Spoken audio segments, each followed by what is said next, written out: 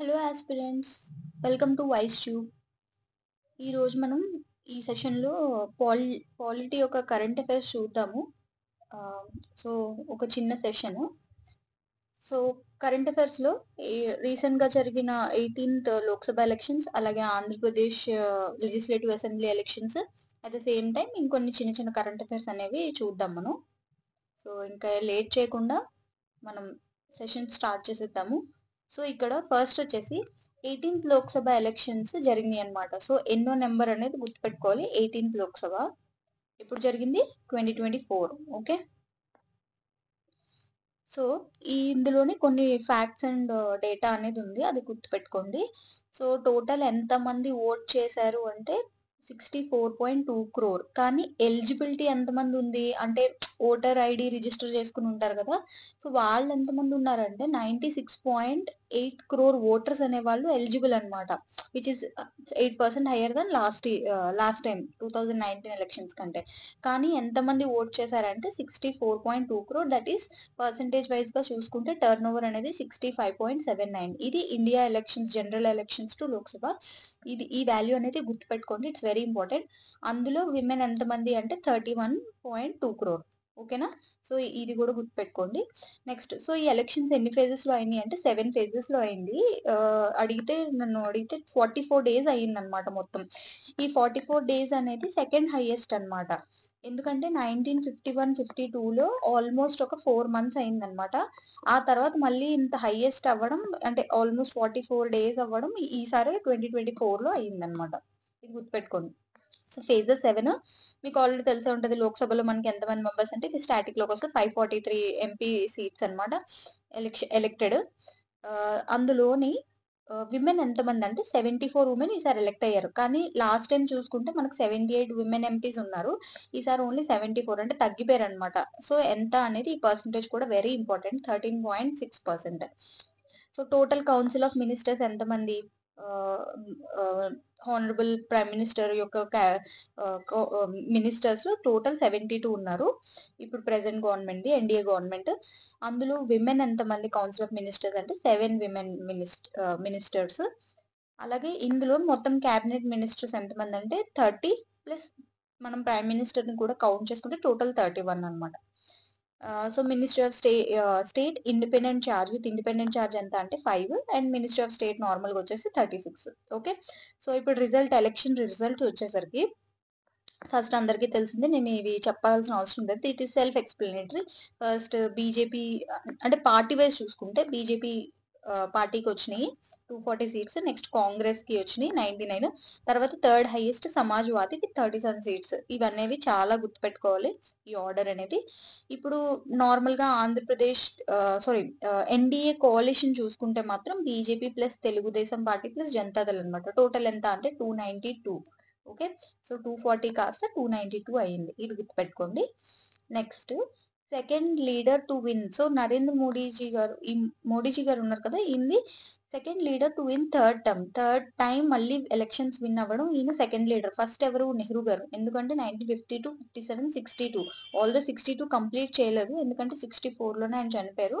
ఒకవేళ నరేంద్ర మోడీ గారు complete third term కానీ కంప్లీట్ చేసేస్తే obviously he'll become the only leader who has rule for highest number of years ఉంటుందన్నమాట. Next, legislative assembly elections. ఈ Lok Sabha elections తో పాటు కొన్ని లెజిస్లేటివ్ అసెంబ్లీ ఎలక్షన్స్ కూడా జరిగినాయి. మనకు తెలిసినంత వరకు ఆంధ్రప్రదేశ్ ఉంది, ఇంకా మిగతా స్టేట్స్ ఏంటి అంటే అరుణాచల్ ప్రదేశ్, ఒడిశా అండ్ సిక్కిం అనమాట. సో ఈ 3 states గుర్తుపెట్టుకోండి, అరుణాచల్ ప్రదేశ్, ఒడిశా అండ్ సిక్కిం. ఓకే, మన పక్క రాష్ట్రం అనమాట. ఇంకోటి ఏపీ 2 APs, ఇంకోటి సిక్కిం చిన్న స్టేట్. తర్వాత సెకండ్ లాంగెస్ట్ పోలింగ్ డే. ఇందాక ఆల్రెడీ అనుకున్నాం కదా ఎన్ని డేస్ అయ్యాయని, 44 days. ఇది సెకండ్ హైయెస్ట్, ఎందుకంటే 1950 ఫస్ట్ ఎలక్షన్స్ జరిగింది 4 months జరిగింది అనమాట. So total number of seats అనేది 543 members. First time ECI. So ఈ ఎలక్షన్స్ లో ఏంటంటే first time election commission of India ఒక కొత్త కేటగిరీకి కొత్త రూల్ అనేది తెచ్చింది. ఏంటి అంటే ఆ ప్రావిజన్ మోర్ దెన్ 85 years ఉన్నా, అలాగే ఫిజికల్లీ పర్సన్స్ విత్ డిజబిలిటీ వాళ్ళకి ఏంటంటే they can cast their ballot oats at homes. Okay, ఇంట్లోనే ఓట్ వేయచ్చు బ్యాలెట్ ద్వారా. నెక్స్ట్ వచ్చేసి ఫర్ ద ఫస్ట్ టైం ఒక పర్టికులర్ ట్రైబ్ అనేది ఓటింగ్ లో పార్టిసిపేట్ చేసింది. ఎవరు ఆ ట్రైబ్ అంటే champagne tribe of great Nicobar. Okay, ఇది గుర్తుపెట్టుకోండి, ఇది కూడా మీకు చాలా ఇంపార్టెంట్. నెక్స్ట్ ఇప్పుడు ఇండివిజువల్ కాన్స్టిట్యుయెన్సీ ప్రకారం చూద్దాము. So highest voting percentage, okay, voting percentage అనేది ఎంత అంటే ఏ స్టేట్ ఆర్ యూటీలో అయ్యిందంటే యూటీ లక్షద్వీప్ లో అయ్యిందనమాట. అదే ఒకవేళ స్టేట్ అని అడిగితే మాత్రం మీరు అస్సాం పెట్టాలి. అదే ఒకవేళ నార్మల్ యూటీ ప్రకారం అయితే యూటీలో ఇందులోనే 84% 1.16 అనేది. ఈ అస్సాంలో ఎంత అంటే 81%. ఓకే, సో ఇది గుర్తుపెట్టుకోండి. ఈ స్టేట్స్ అనేవి ఇంపార్టెంట్. కానీ లోయెస్ట్ ఓటింగ్ అసలు కాస్ట్ అయిన percentage of votes cost is Bihar లోని 56%, which is lowest state in the which state అని అడిగితే బీహార్. నెక్స్ట్ వచ్చేసి ఈసారి ఎలక్షన్ జెండర్ రేషియో అంటే 1000 మెంబర్స్ మేల్స్ కి ఎంతమంది ఫీమేల్ ఓట్ చేశారంటే 948. ఓకేనా. నెక్స్ట్ వచ్చేసి లార్జెస్ట్ విక్టరీ మార్జిన్ అంటే ఫస్ట్ విన్ అయిన క్యాండిడేట్ కి, అలాగే మనది ఫస్ట్ పాస్ట్ ద పోస్ట్ కదా. ఓకే, ఎవరికి ఎక్కువ ఉంటే వాళ్ళకే వస్తుంది. ఇర్రెస్పెక్టివ్ ఆఫ్ ఇన్ని కోట్ ఆఫ్ ఓట్స్ రావాలని ఏం లేదు, 50% మెజారిటీ ఏం లేదు, జస్ట్ హైయెస్ట్ ఎవరికి వస్తే వాళ్ళకి వచ్చేస్తుంది అనమాట. సో ఎక్కువ మార్జిన్ తో విన్ అయింది ఎవరు అంటే ఆల్మోస్ట్ 10 lakh. సెకండ్ విన్ అయిన క్యాండిడేట్ తో కంపేర్ చేసుకుంటే 10 lakh ఎక్కువ వచ్చినాయి. ఎవరికి అంటే Rakibul Hussain. Okay, Dhubri, Rakibul Hussain and constituencies Dhubri. తర్వాత అదే లోవెస్ట్ మార్జిన్ అంటే జస్ట్ 48 ఓట్స్ తో మాత్రమే, చాలా మార్జిన్ తో విన్ అయ్యారు ఎవరు అంటే రవీంద్ర దత్తరన్. కాన్స్టిట్యుయెన్సీ ఏంటంటే Mumbai north west. Okay, Rakibul Hussain అలాగే రవీంద్ర దత్తారం. నెక్స్ట్ ఇది చాలా ఇంపార్టెంట్. ఇందోర్ కాన్స్టిట్యుయెన్సీలో ఏమైందంటే ఆల్రెడీ ఒక క్యాండిడేట్ విన్ అయ్యారు, కానీ సెకండ్ హైయెస్ట్ క్యాండిడేట్ కాకుండా నోటాకి ఎక్కువ నంబర్ ఆఫ్ ఓట్స్ వచ్చినాయి అనమాట. ఇది చాలా ఇంపార్టెంట్. ఓకే, అంటే ఏంటి, అక్కడ జనాలు ఎయిదర్ ఈ క్యాండిడేట్ కావాలి లేదా అసలు ఎవరు వద్దన్నట్టు నోటా ఓట్ చేశారనమాట. నెక్స్ట్ నోటా మీకు ఆల్రెడీ తెలిసే ఉంటుంది, 2013 లో వచ్చినట్టుంది ఇది. ఓకే, ఈ పర్టికులర్ కేసు ఉంటుంది దాన్ని, సుప్రీంకోర్టు కేసు. అది నాకు ఇప్పుడు గుర్తులేదు, నేను మీకు నెక్స్ట్ క్లాస్ లో కరెంట్ అఫైర్స్ లో మళ్ళీ ఎక్స్ట్రా చేసినప్పుడు అప్పుడు ఇది చెప్తాను. ఓకే, నెక్స్ట్ అన్కంటెస్టెడ్ విన్నర్ అంటే ఏంటి, కంటెస్ట్ చేయడానికి ఎవరు ఇంకా లేరనమాట. ఇంకా లోన్ వీళ్ళు విన్ అయిపోయారు. ఎవరు అంటే ముఖేష్ దలాల్, సూరత్ కాన్స్టిట్యుయెన్సీలో ఒకే ఒక క్యాండిడేట్ అండ్ అన్కంటెస్టెడ్ గా విన్ అయ్యారు. రిచెస్ట్ ఎంపీ ఎవరు అంటే మన ఆంధ్రప్రదేశ్ లోనే గుంటూరు కాన్స్టిట్యుయెన్సీలో టీడీపీ ఎంపీ అనమాట. ఎవరు అంటే చంద్రశేఖర్ పెమ్మసాని. ఇది important. Chandrasekhar almost like more than 5000 crore assets అనేవి డిక్లేర్ చేసుకున్నారు ఈయన. నెక్స్ట్ ఈసారి మొత్తం NOTA votes all India wide గా ఎంత రికార్డ్ అయిందంటే 0.99%. This is something very highest actually. అంత పర్సెంటేజ్ ఈ ఓట్స్ వేరే పార్టీ వాళ్ళు స్కోర్ చేసి ఉంటే మేబీ వాళ్ళు చాలా కాన్స్టిట్యుయెన్సీలో విన్ అవ్వడానికి ఛాన్సెస్ ఉండేవి, but they are not able to attract these voters. Youngest MP మరి ఇప్పుడు ఇండియాలో జరిగిన ఎలక్షన్స్ లో యంగెస్ట్ ఎంపీ ఆల్మోస్ట్ 3 ఉన్నారు. Pushpendra Saroj UP, Shambhavi Choudhary Bihar, Priya Saroj UP. Okay, Pushpendra Saroj, Shambhavi Choudhary, Priya Saroj UP. Next చాలా ఎక్కువ టైమ్స్ విన్ అయ్యి eldest person 7th time win అయ్యారు ఎంపీ కింద. ఎవరు అంటే టిఆర్ బాలు. ఎవరు అంటే తమిళనాడు నుంచి అనమాట, Sriperumbudur, TR Baalu. Next elections అయిన తర్వాత లోక్సభ వాళ్ళు ఫామ్ అయ్యారు కదా, ఆ ముందు ఉండే స్పీకర్ తర్వాత వచ్చే స్పీకర్ మధ్యలో ప్రోటమ్ స్పీకర్ అని ఉంటారనమాట. అంటే ఆ టైం ఫిల్ చేయడానికి మోస్ట్లీ సీనియర్ మెంబర్స్ కి ఇస్తారు ఈ ప్రోటమ్ స్పీకర్ అనేది, ప్రెసిడెంట్ అపాయింట్ చేస్తారు. సో ఎవరు అంటే ఈసారి భర్తృహరి మహతాబ్. ఓకే, భర్తృహరి మెహతాబ్. నెక్స్ట్ మరి ఇప్పుడు 18th లోక్సభలో స్పీకర్ ఎవరంటే ఓం బిర్లా. ఓకే, మన ఫస్ట్ స్పీకర్ ఎవరు, G V Mavalankar. Got it. Okay, 18th Lok Sabha speaker Om Birla గారు అండ్ ఫస్ట్ వచ్చేసి జీవి మావ్లంకర్. నెక్స్ట్ ఈసారి లీడర్ ఆఫ్ అపోజిషన్ ఎవరు అంటే, సో లీడర్ ఆఫ్ అపోజిషన్ కి మినిమం 10% ఆఫ్ ఓట్స్ అనేది రావాలి, లైక్ 54. ఆబ్వియస్లీ కాంగ్రెస్ గవర్నమెంట్ కి వచ్చాయి 99 సీట్స్ వచ్చాయి కాబట్టి got 10% of the this thing. So 10% of the seats. So Rahul Gandhi is the leader of opposition. ఇది ఎక్కడ ఏదైనా కాన్స్టిట్యూషన్ లో ఉందా అంటే కాన్స్టిట్యూషన్ లో ఉండదు, ఇట్స్ కన్వెన్షన్. ఓకే, కన్వెన్షన్ అంటే రెగ్యులర్ ప్రాక్టీస్ అనమాట. మనం పార్లమెంటరీ సిస్టమ్ అడాప్ట్ చేసుకున్నప్పుడు కొన్ని కన్వెన్షన్స్ రెగ్యులర్ గా ప్రాక్టీస్ చేస్తే యాజ్ ఇట్ ఈస్ అలా ఫాలో అయిపోతాం అనమాట. Next leader of house. Lok Sabha ఎవరో మీకు ఆల్రెడీ తెలిసిందే. రాజ్యసభలో ఎవరంటే J P Nadda. Sir J P Nadda. Next youngest tribal women. ఈసారి ఏంటంటే youngest tribal women in parliament from unreserved seat. Okay, she won from unreserved seat. Priyanka Jarkiholi. Okay, Karnataka నుంచి Priyanka Jarkiholi, youngest tribal women in parliament from unreserved seat. Next మన principal secretary to PM ఎవరంటే Pramod Kumar Mishra, that is P K Mishra. మళ్ళీ NSA national security advisor కింద Ajit Doval సార్నే appoint చేశారు. ఓకేనా, I hope you got these facts and all. Okay, మరి next topic వెళ్ళిపోదాము. ఒకసారి మళ్ళీ చూసుకోండి, ఇది ఇంపార్టెంట్. ఈ పర్సంటేజెస్ అనేవి ఈ ఆర్డర్ గుర్తుపెట్టుకోండి. At the same time AP elections ఎక్కడ జరిగినాయి, ఓకే, లాంగెస్ట్ పోలింగ్ డే, తర్వాత వచ్చేసి ఏ ట్రైబ్కి వచ్చింది highest voting, lowest voting, okay, youngest voters ఎవరు, యంగెస్ట్ ఎంపీ ఎవరు, నెక్స్ట్ ప్రోటమ్ స్పీకర్ ఎవరు, కానీ ప్రెసెంట్ స్పీకర్ అందరూ పెట్టేస్తారు, ఈ ప్రోటమ్ స్పీకర్ అన్న చూసుకోండి. Okay, next youngest tribal women Priyanka Jarkiholi Karnataka నుంచి. Okay, principal secretary. నెక్స్ట్ వచ్చేసి ఇప్పుడు ఆంధ్రప్రదేశ్ ఎలక్షన్స్ చూద్దాము. ఆంధ్రప్రదేశ్ ఎలక్షన్స్ ఎంత అంటే 16th AP Lok Sabha elections. Remember 16th AP Lok Sabha elections. Okay, so ఇందులోని సిబిఎన్ సార్ విన్ అయ్యారని మీకు తెలుసు. So our honourable prime minister ఇది 4th టైం విన్ అవ్వడం.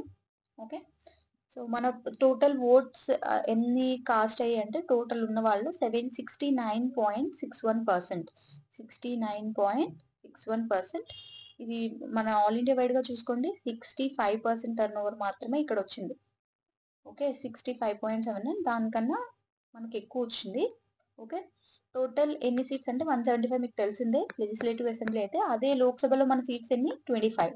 ఓకే, సో మరి రూలింగ్ గవర్నమెంట్ ఎన్ని విన్ అయిందంటే 164. ఓకే, 164. ఇందులోని 164 సీట్స్ టోటల్ కోalition. ఎలా అంటే TDP 135, JSP 121, BJP 8. Okay, so it is called కూటమి. నెక్స్ట్ మన ఆంధ్రాలో women voters are more than men and voters by 1.93%. Okay, ఎంత ఎక్కువ విమెన్ ఓటర్స్ అంటే 1.93%. Portfolios deputy CM.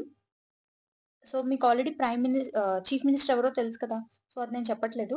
So deputy chief minister ఎవరు అనేది మీకు నేను చెప్పక్కర్లేదు, మీకు ఆల్రెడీ తెలిసే ఉంటుంది. Okay, honourable deputy chief minister is Pawan Kalyan. So ఇదేంటి అంటే ఈయన పోర్ట్ఫోలియోస్ ఏంటి అంటే panchayat raj institutions, rural development and rural water. Okay, panchayat raj institutions, rural development, rural water. And ఇంకోటి ఏంటంటే environment, forest, science and technology. Okay, so 2 portfolios. ఒక ఆబ్వియస్లీ తెలిసే ఉంటుంది, one minister can hold like 2-3 portfolios. Nara Lokesh sir, ఈయన ఏంటి అంటే హెచ్ఆర్డి అంటే human resource development, at the same time IT electronics and communications and RTG.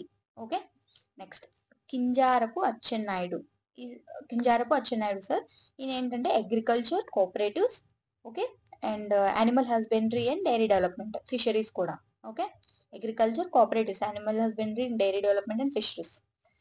Anitha Vangalapudi, ఈమె ఏ పోర్ట్ఫోలియోస్ హోల్డ్ చేస్తున్నారంటే home affairs and disaster management. So once remember that she is the youngest minister in the Council of Ministers of this government. Okay, youngest minister. Next, Satyakumar Yadav. Okay, health and family welfare. Got it? Health and family welfare. Satyakumar Yadav. Next, women and child development. Okay, women and child development. And tribal welfare. Evaru ante Gummadi Sandhyarani. Okay, Gummadi Sandhyarani, women and child development, tribal welfare. Payyavula Keshav is finance, planning and communication, commercial tax and legislative. నేను అందరివి cover చేయలేదు, only important portfolios ఏవైతే ఉన్నాయో అవి మాత్రం cover చేశాను. Like education, HRD అంటే ఎడ్యుకేషనే. ఓకే, ఇది హ్యూమన్ రిసోర్స్ డెవలప్మెంట్.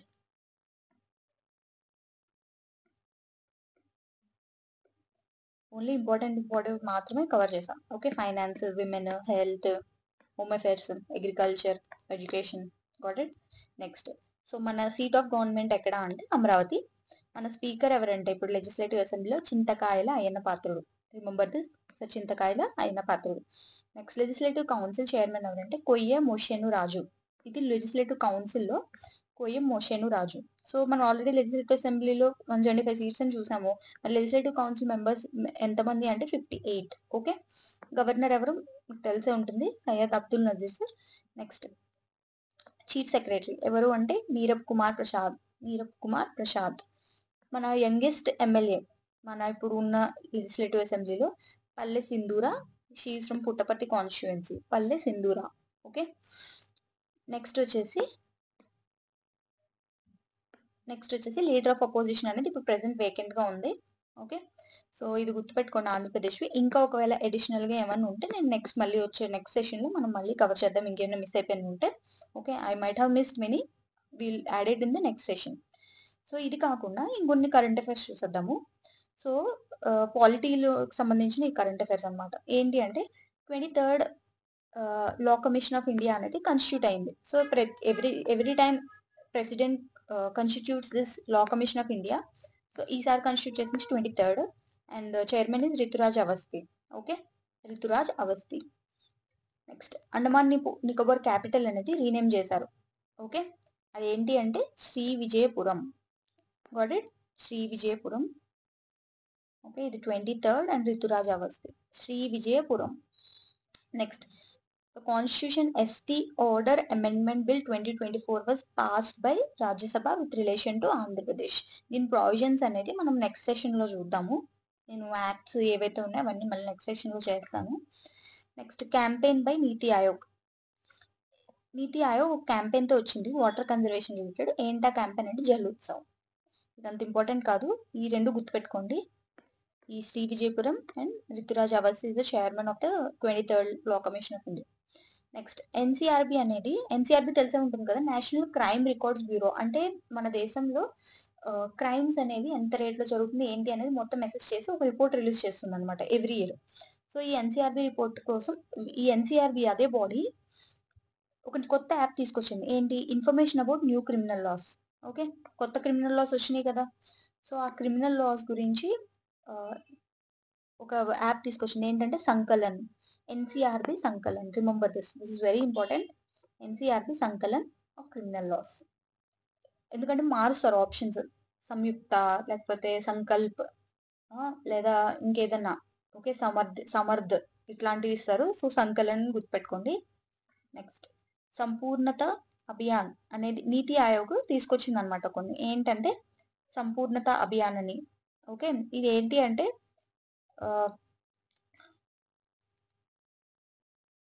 ఇది అటల్ ఇన్నోవేషన్ మిషన్ తెలుసు కదా, అంటే ఇన్నోవేషన్ రిలేటెడ్.